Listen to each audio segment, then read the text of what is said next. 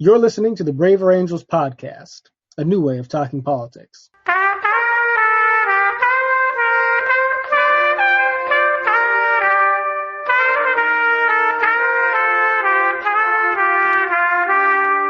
I love this quote from Frances Moore Lappé, who wrote Diet for a Small Planet 49 years ago. But in a more recent book, she said, "Our real problem is not a heating planet or rampant malnutrition.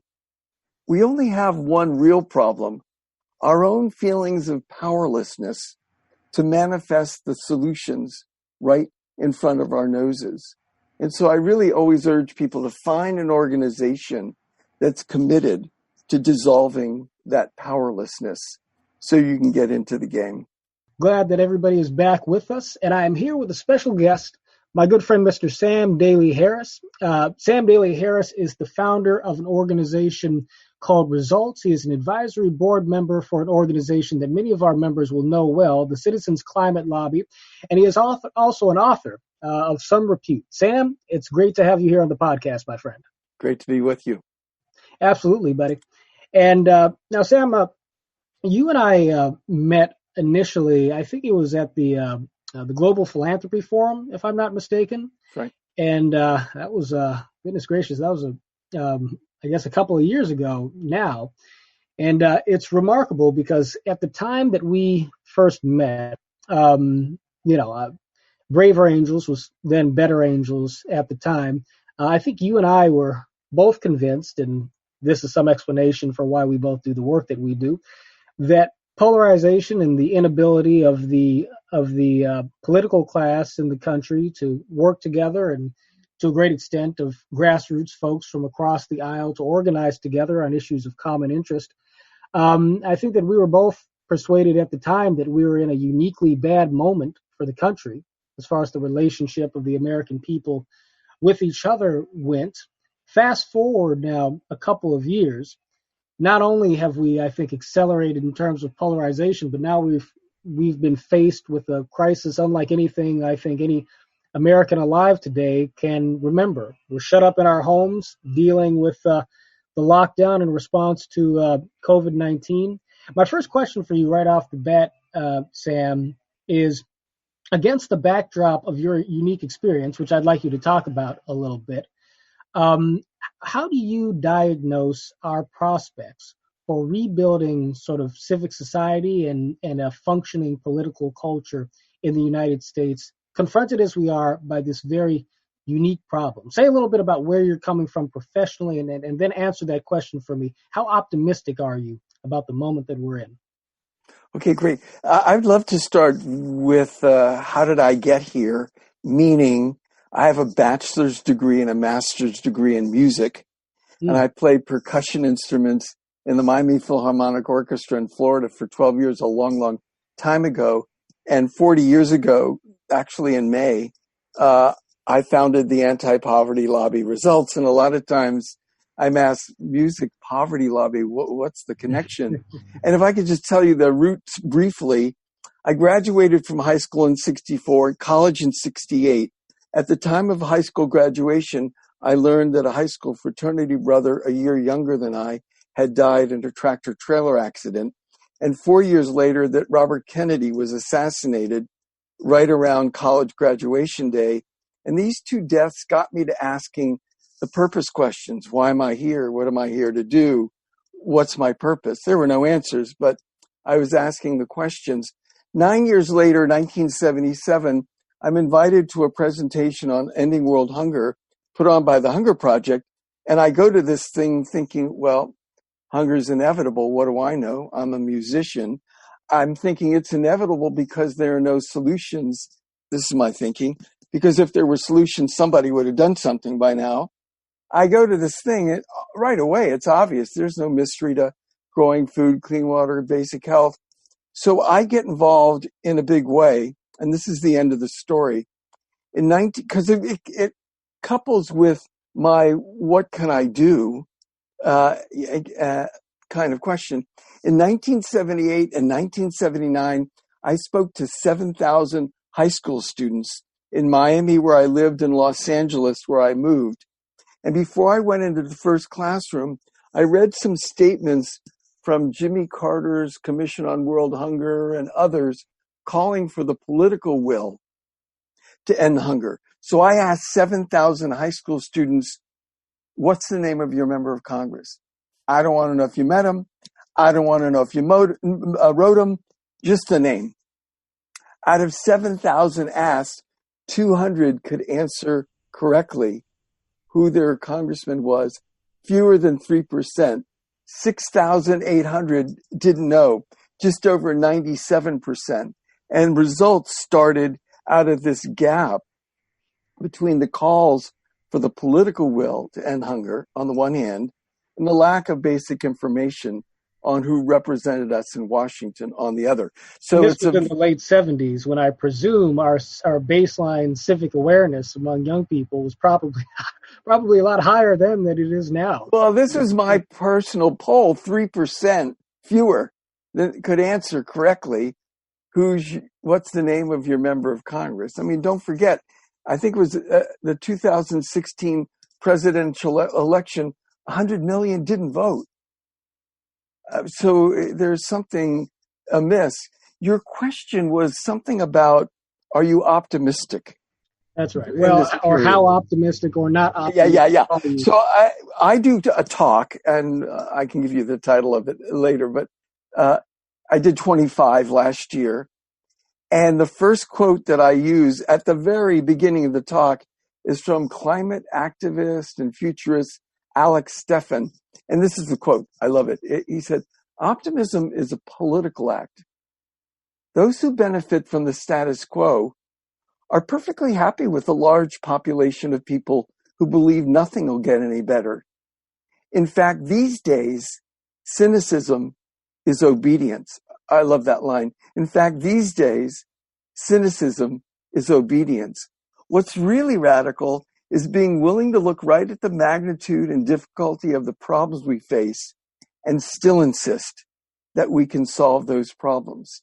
So, I know that so many are facing horrifying circumstances with their own families and their economics and the like. But I can't do anything but get into what can I do, not throw my hands up and cynically or whatever.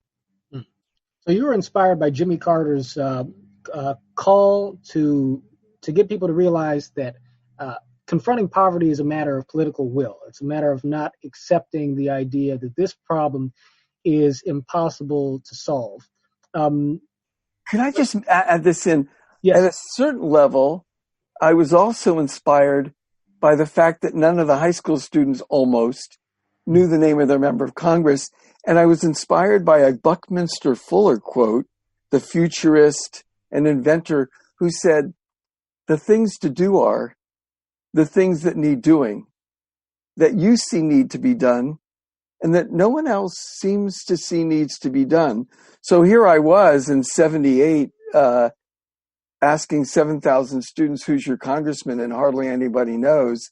I saw something that needed to be done that not many others saw needed to be done. And so I was fueled by that also. So something in the trajectory of your work, the problems as you saw it back then, positioned you to be a person who, because let's be honest, there's many people, I think, in the United States, left and right, who are concerned about poverty. But I think that there is, relatively speaking, probably fewer people who engage anti-poverty work with the coalition building sort of mindset that focuses on crafting the broadest sort of consensus across the partisan divide and leveraging people together to confront the issue directly from there.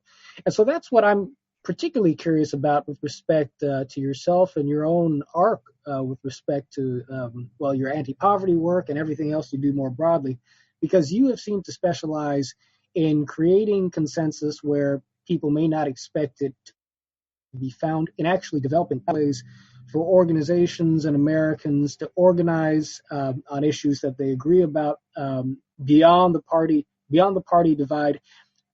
what allowed you to sort of develop your particular understanding of how that works? And, are there sort of notable things that you've learned along the way that have informed your approach to that work now? Yeah. Well, I think I want to share a story and read one little excerpt. Part of the answer to your question is grassroots volunteers came up with things that were innovative in this area. And I'm going to give you an example. There was a results group in Atlanta, there still is, in 85. That was during the time of the famine in Ethiopia. And their member of Congress had voted, was one of like 15 or something out of 435 in the House, who voted against famine aid for people who were starving in Ethiopia. Okay. And he tells a story that if we were like watching Congress like a sporting event, we would have bags over our heads. We were so ashamed to be rooting for this guy, kind of thing. There was another volunteer a couple of years earlier, 83, who'd written a prayer for and about his member of Congress with whom he'd had similar problems. And I want to just read it. It'll take a moment. And they would read this thing at the beginning of their meetings. It's not a religious organization, but you'll get the drift of this. Right. And the congressman's name, he passed away last year, is Pat Swindoll. Thank you, God, for Pat Swindoll. We know he's a good man who wants to do right in the world. We know that he struggles with the same problems we do, closing our hearts to those who don't agree with us. There are no thoughts or feelings that he has had that we haven't had, and vice versa. We pray for all of us to learn compassion for people in our country and far away, for rich and poor.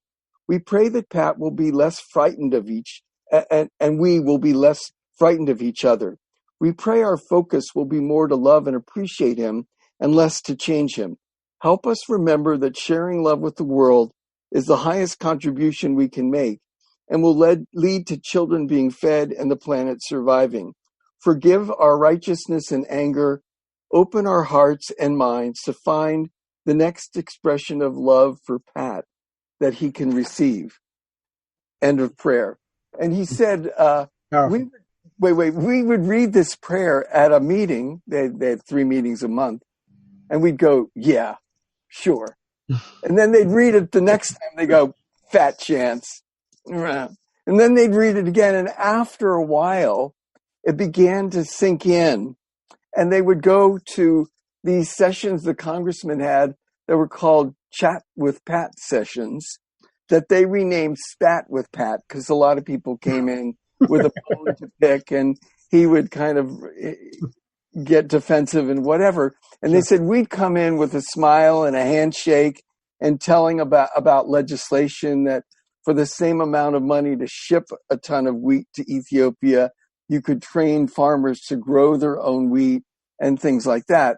And they get to this final part, and I'm going to read one little last excerpt, where they go into his office 2 years later of this kind of reform version of interacting with their congressman with a TV and a VCR, and they're going to show this video on microcredit, micro loans, the Grameen Bank in Bangladesh. And they ask him if he will co-sponsor the bill. And he says, I'd be delighted to. And he says, I have a column in the local paper. I think it's important to educate our constituents. Do you think you could help me with a column on this legislation? And my friend who's being quoted said, I'd be more than happy to do it. I said, I was now ghostwriting for a man who 2 years earlier voted against famine aid for Ethiopia. We were probably the only lobbying group in Georgia that could get Pat Swindoll and liberal Congressman John Lewis to co-sponsor the same bill. That experience changed me. I now see that everyone has the potential to do the right thing if given the opportunity. It's refreshing to see people as possibilities rather than as obstacles. Now, that's 35 years ago. Right. And Marshall Saunders, who founded Citizens Climate Lobby, joined Results about 7 or 8 years later. And so he got that same kind of vibe, so that when he, 15 plus years after that, founded CCL in 2007, well, he had already had it in him, but he also brought it with him from his time in Results. So there's a long history of trying to find a way to open the hearts and minds of either side of the aisle. Well, what's remarkable about that story to me, and what is, from my point of view, confirming of the most powerful truth I think that we know in the work of bridge building, coalition building, and ultimately sort of rebuilding the spirit of community in this country, is that the starting point for what would seem like impossible progress begins, I think, with the humanizing of the, quote, opponent, with being willing to sort of, in a presumptive, axiomatic sort of way, ascribe some essential human dignity to the person who, may vehemently disagree with you, or may even support policies that in many respects harm your interests, but it's still a human being doing this. And, without trying to take you through all the books on my shelf, people on YouTube might see, a couple of things that I take time to read, but I spend a lot of time reading this book here, A Testament of Hope, which is the collected writings of Dr. Martin Luther King Jr. People in this listen to the Braver Angels podcast will have heard me reference King quite a bit. One of the things that distresses me most, I think, about our, not just sort of our modern political culture, but just sort of our retention of our moral history in this country, is the fact that I think we've forgotten so much of what made the nonviolent philosophy as powerful as it was, and sort of what allowed, I think, America to morally transform in the ways that it did, sort of coming out of the civil rights era.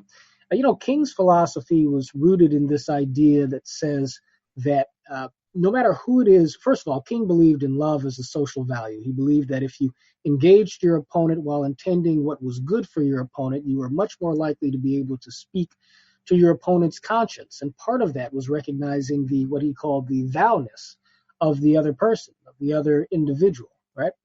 And, in a country founded on the idea that we're all made in God's image, whether you take that metaphorically or not, or the idea that we're made with certain inalienable rights by our Creator, there is built into that, I think, a presupposition that says that we are entitled to basic dignity as human beings, but that this is expressed by our willingness to see the best in each other, even when we're having to fight over things that might otherwise bring out the worst. And so you've provided a powerful, I think, example of that in that story that you tell. I'm wondering if you see unique things as having happened in between the time in which you were first a part of Results, and then, growing that organization and traveling from the 80s to the 90s. Or there's certain things prior to COVID-19, of course, that have made our current polarization more intractable? Did you start to discover that you were dealing with new problems as your work evolved over the decades? Well,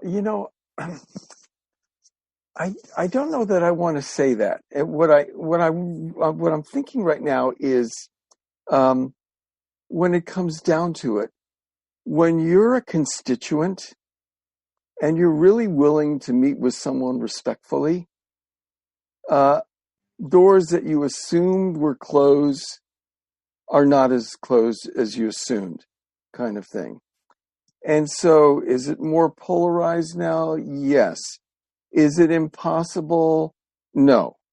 And let me give one example. When President Trump was elected, there was a brand new House Climate Solutions Caucus. And there were 10 Republicans and 10 Democrats, and they wanted it Noah's Ark style. If a Republican came on, there had to be a Democrat, so it was even all the way. When President Trump was elected, 4 of the Republicans either retired or lost their seat, and went from 10 and 10 to 6 and 6. From that moment, well, when the president was inaugurated, over the next term of Congress, the next 2 years, 39 more Republicans and 39 more Democrats joined the House Climate Solutions Caucus. So by the end of the first 2 years, the 2018 election, there were 45 Republicans and 45 Democrats on the House Climate Solutions Caucus. This is a year and a half ago or something like that. So again, it's an example of people willing to roll up their sleeves, commit to building a relationship. I've got another story, but that's directly related to this. But let me see if you want to. Well, this is a story of a volunteer in Citizens Climate Lobby who's now on staff, and her name is Ellie Sparks. And she said, I joined CCL suffering from climate trauma. I would read Bill McKibben's book, Earth, and I would weep at home and I would weep at work. And 18 months after joining CCL, I was co-leading a workshop on building relationships with members of Congress and editorial writers. And then I'm going to read some of it in a moment, but part of what she says is our director, Mark Reynolds, likes to say, we're betting the farm on relationships. Then he tells us, go get a relationship with your member of Congress and your editorial writer. She said, well, how do you do that? I mean, Gary uses the model of a work relationship, and she says, my relationship model is different. I adore romantic relationships, so I use romance as my model. That first meeting with the editorial writer, it's like a blind date, only you've decided beforehand you're going to marry this fellow. You're going to be sweet and interesting, not too intense. If it doesn't work out with the editorial writer, you'll marry one of his friends at the newspaper, the business editor, environment writer, city editor. Someone at this paper will find you interesting and compelling. And then she goes on and says the relationship with a member of Congress is like an arranged marriage. The aide told us that if you're a constituent, they have to meet with you eventually, kind of thing. And she goes on to tell us a story. This is the last paragraph of what she said. During our conference, this would have been 2012, I met with 20 congressional offices. I met with many folks whose view of the world was very different than mine. Going into their offices was hard. I had to let go of a lot of emotional baggage. I could no longer judge them or hold hostility in my heart toward them. I had to let go of my fear of climate change and my fear that they wouldn't listen to me. I had to center myself in love. Centering in love and releasing fear. This is sacred and profound work. End of quote. So she started at climate trauma. And 18 months later, she's at sacred and profound. And she described it as centering myself in love and releasing fear. Like I'm going in, you're my congressperson. I'm going into your office. I'm going to center myself in love. I'm going to release fear, and I'm going to try and listen and build a relationship with you. Now you said that Mark Reynolds said that folks at CCL were in the relationships business. Right? We're betting the farm on relationships. Yeah, we're betting the farm on relationships. And next time I talk to Mark, I'll have to compliment him on that phrase because I am stealing it by way of you, Mr. Harris, because it's exactly the right attitude to have. I think. I'm curious to know, and we'll circle back to the present moment in just a minute.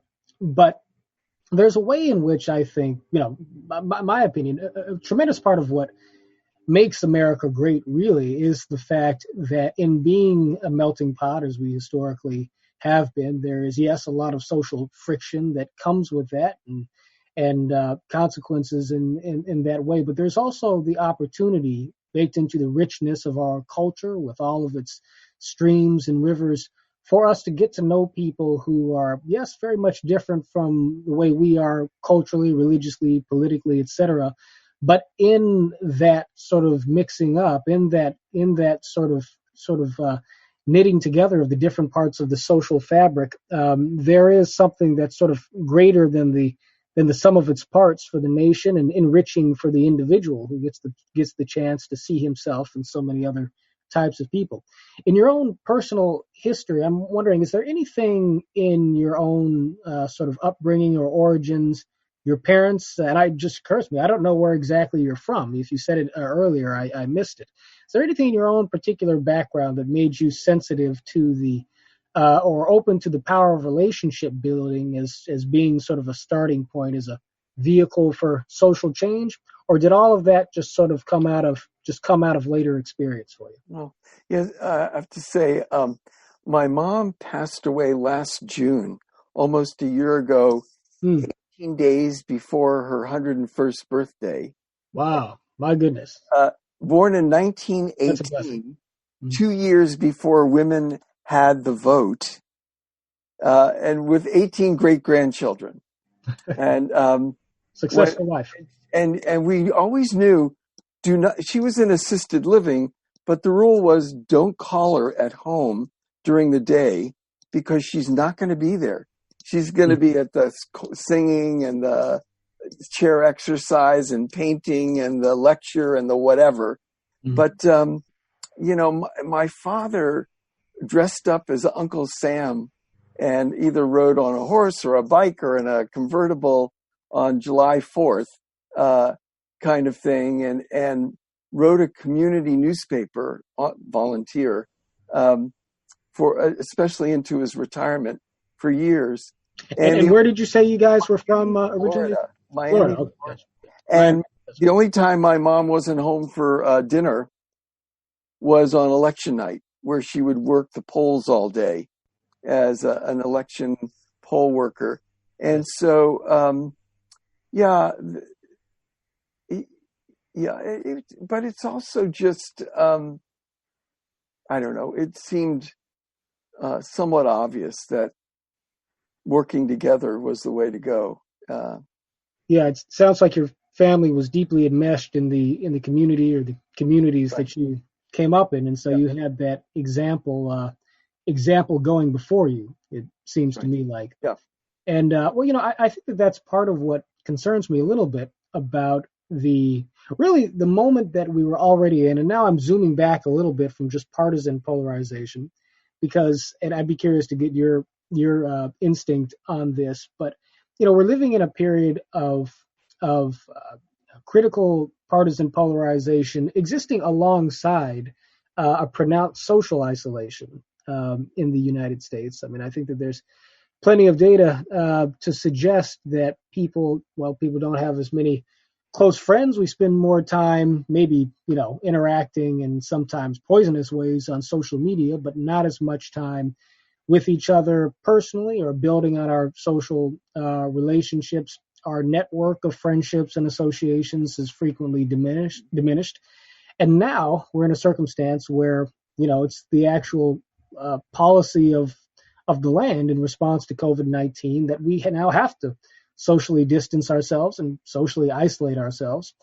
And so, in that context, of course, Braver Angels is one organization among others, naturally, that is. I mean, we've been as creative as we can be, and are continuing to be more creative in finding ways to reconnect people in political conversation, obviously, but also just connecting in a communal sort of way, using the tools of Zoom and the internet and so forth. And so, on the one hand, it's inspiring to see what you can do when you're using technology creatively to bring people together.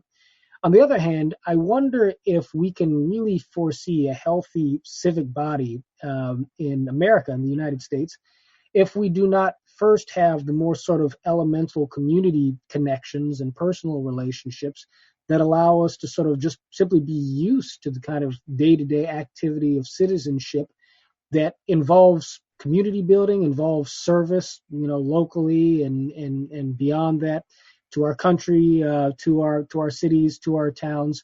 all of the things that go beyond simply voting or simply, shouting at your cable news, your favorite cable news show or what have you. And so I'm wondering how you see the state of how closely related in your mind is this issue of political polarization and the dysfunction of politics on the macro level to the sort of fizzling out, perhaps to whatever degree that you might see it that way, of our communal bonds on the local level.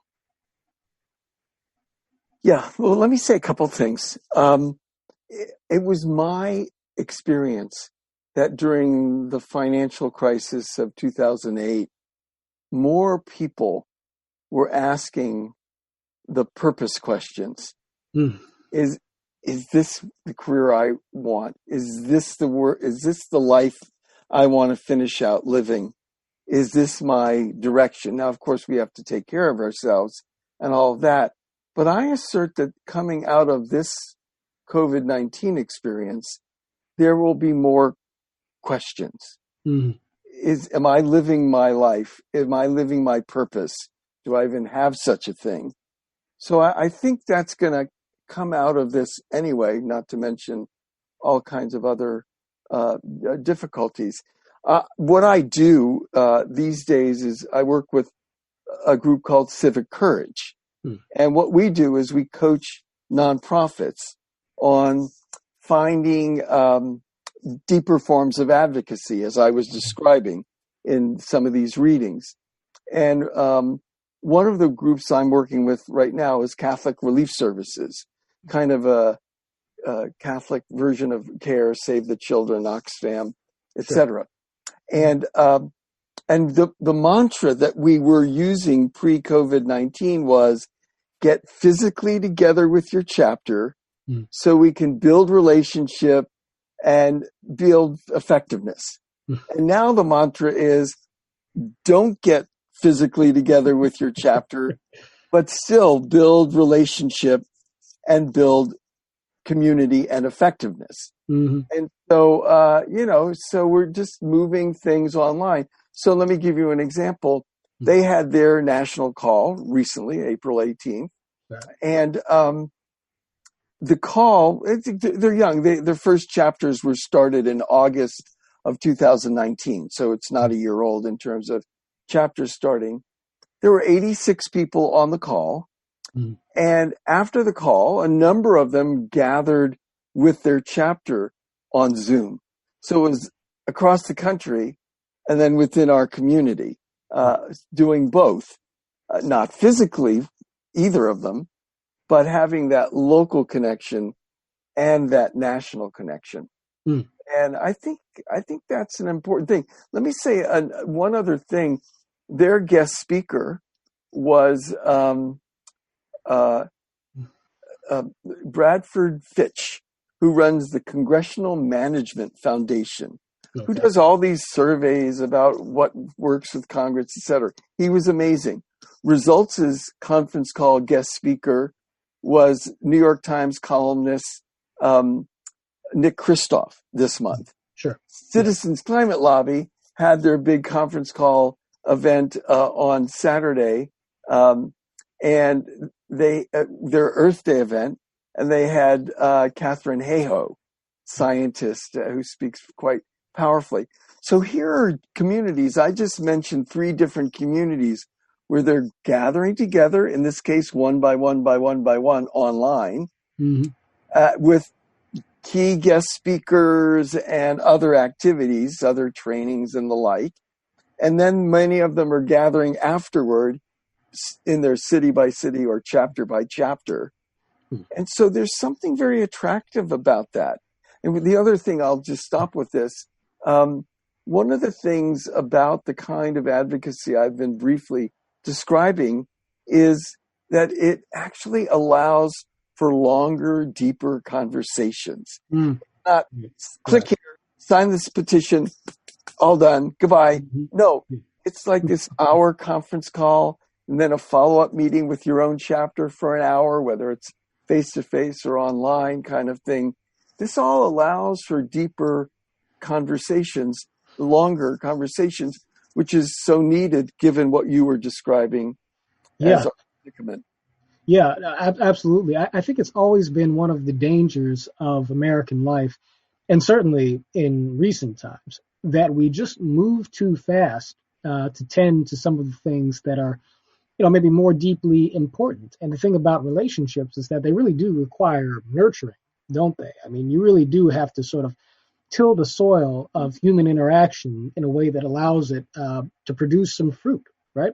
Yes. And so, yeah, I mean, it's a remarkable insight. And I was saying in one of our podcasts a couple of weeks ago, we had the my good friend, the journalist Monica Guzman, along with a couple other great guests with us, and we were talking about the fact that apparently there's a fair amount of evidence, and actually anecdotally, I can corroborate this myself. Maybe you can too, to show that Americans in this present moment are actually picking up the phone and having old-fashioned phone calls Mm-hmm. with people again, Yep. right? As opposed to So just I'm seeing emailing and nephews and the texting. like that Mhm. I don't see till Thanksgiving and Christmas.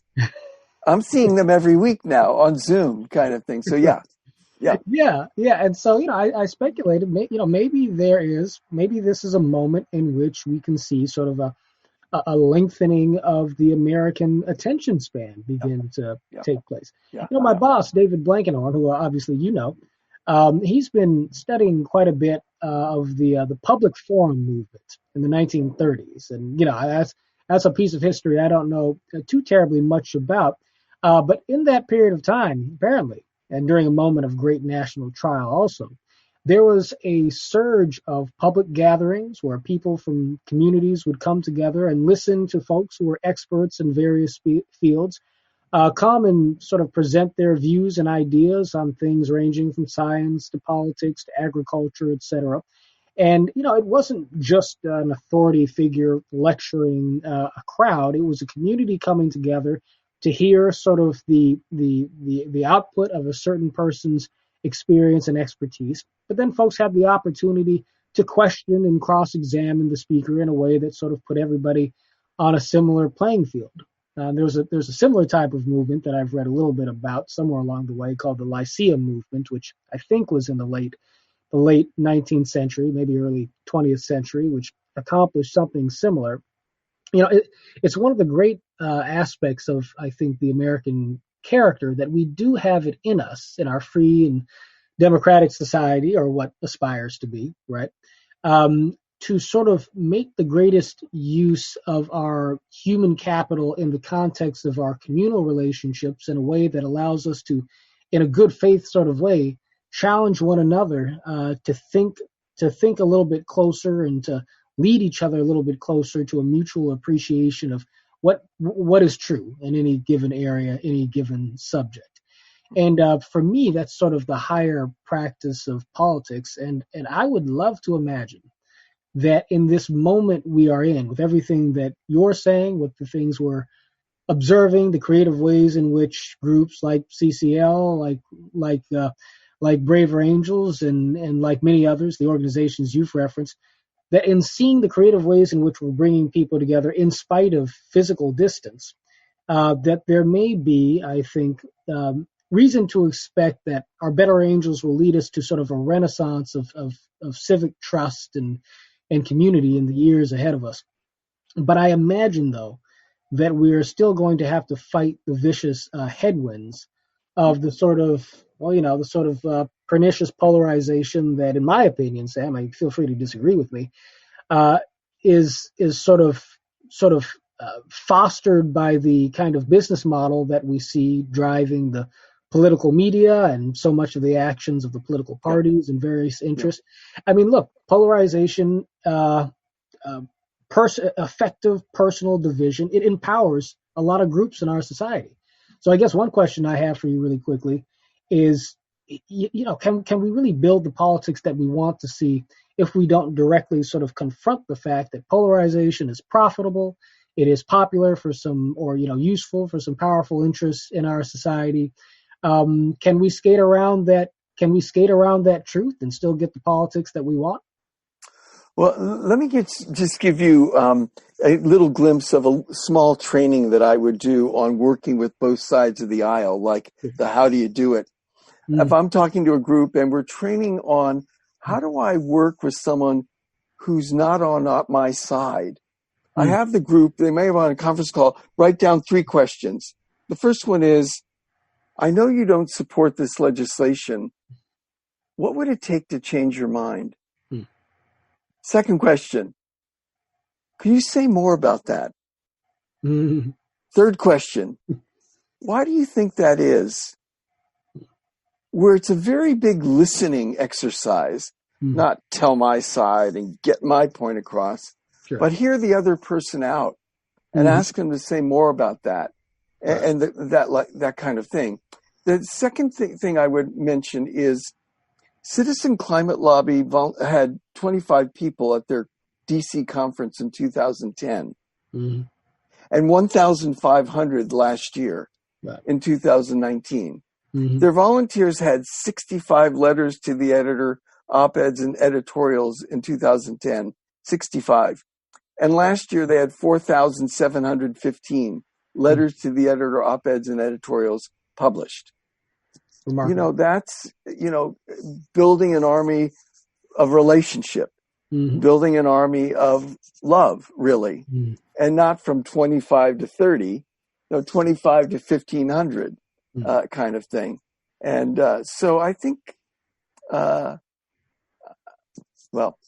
we can do is do the work and bring more people in, actually. Yeah. Well, it sounds like you're saying that the answer lies in the fundamentals, ultimately, and being true, holding true to those things. Indeed. Yeah. Well, I think that I, for one, am optimistic because I'll tell you a little bit about myself and my own entryway into politics. Of course, you may know this, and some folks listening will know this, but I was a nominee for Congress back in 2014, ran for Congress in Los Angeles, was a vice chairman of the Republican Party of LA County after that. I made my bones in politics earlier on in party politics. And, the disconnect that I suffered from at the time was that on the one hand, I very much enjoyed the contest of ideas and I enjoyed talking to people and getting to know people in my neighborhood, in my community, in my district, etc. Didn't mind having a debate or an argument if it was on something that was on a question that, that thoughtful people could disagree about. But in seeking to sort of lean on the idea that, look, at the end of the day, we're all Americans and we owe each other a basic level of respect and sort of, we should be giving each other the benefit of the doubt on things. In my own personal experience, I discovered that attitude doesn't get you too terribly far within the institutions themselves of the political parties, at least in my experience. And I imagine that the congressmen you mentioned Congressman Wendell, who you guys managed to work with to collaborate with John Lewis, an unlikely pairing on a matter of policy that Congressman Wendell was not a likely advocate for. I think that what's powerful about that to me is the fact that whenever you interact with a member of Congress, you're interacting with somebody who, on the one hand, is a part of the institution of Congress itself, which has its own complexities. But two, that person is overwhelmingly likely to be a member of a political party upon which he needs to rely for he or she needs to rely for some level of support, status. There are major incentives pushing politicians in polarized directions, right? Major incentives keeping politicians from being able to work with each other in the way we might want them to, because they might be afraid of a primary, they might be afraid of losing funding, et cetera, et cetera. I feel that there is, along the lines of what you're saying, Sam, a way for us to begin to sort of depolarize politics institutionally, beginning with, and of course this is where Braver Angels begins as well, creating relationships on the grassroots level.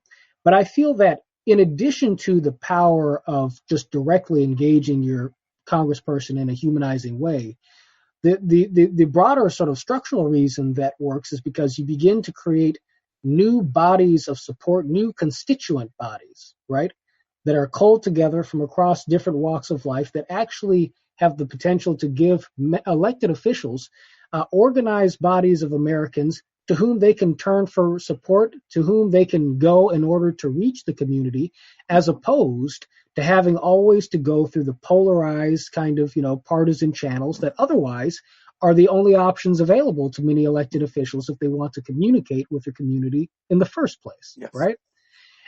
And so, in my mind, as I think of this sort of reinventing of our civic selves, culturally speaking, going forward, I mean, I love the idea of, I'm trying to remember what George Bush Sr. said, 1,000 points of light. I guess he was talking in a slightly different vein, but I love the idea of civil society and civic organizations made up of folks from across the aisle littering the landscape in a way that gives politicians, more constructive pathways towards engaging communities in more thoughtful and humanizing ways. And so I mean that's my geographical vision of the future of American politics, and I'm wondering what you think of that, Sam.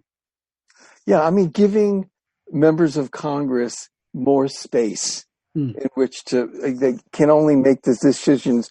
See this or widening the playing field and space. I'm going to leave you with two quotes. One is from Apollo astronaut Rusty Schweickart, who said, "We aren't passengers on spaceship Earth. We're the crew. We aren't residents on this planet. Mm-hmm. We're citizens." The difference in both cases is responsibility. And I think that speaks to people often. I love this quote from Frances Moore Lappé, who wrote Diet for a Small Planet 49 years ago. But in a more recent book, she said, "Our real problem is not a heating planet or rampant malnutrition. We only have one real problem, our own feelings of powerlessness to manifest the solutions right in front of our noses." And so I really always urge people to find an organization that's committed to dissolving that powerlessness so you can get into the game. And I just want to say very quickly to folks listening and folks who are benefiting from hearing the wisdom of your experience, Sam, and we've both mentioned Citizens Climate Lobby a couple times here. This week, this coming Thursday, the 30th, we are going to be holding a Braver Angels debate on the subject of climate change under the resolution, and I'm going to probably get it slightly wrong, but this is the resolution around which our debate is being framed. Resolved: market-based solutions are more efficient and effective than direct government regulation in tackling the problem of climate change. And so just so folks know, when we offer a resolution on a debate at Braver Angels, that's not us saying that we endorse a certain position or oppose a certain position. That's what we put on the table to get the conversation going. And I'm very pleased because I think we're going to be having some members of the Citizens Climate Lobby stepping in as lead speakers in our debate. But of course, it's open to everybody. We expect hundreds of folks to come out and participate via Zoom. The numbers of people who have been registering for these events on a weekly basis has only been increasing, and we're getting more and more new folks who are becoming members of Braver Angels afterwards. So it's very inspiring to hear. And obviously, the subject of climate change is one that, whatever your stand on it, there couldn't be a more important conversation in the country, or could hardly be, than that particular topic. And so that is this coming Thursday the 30th, if I'm getting my dates right, 8 p.m. Eastern. And folks who are hearing this podcast before then, please come out and join us. You can go and find the registration information on the website, braverangels.org.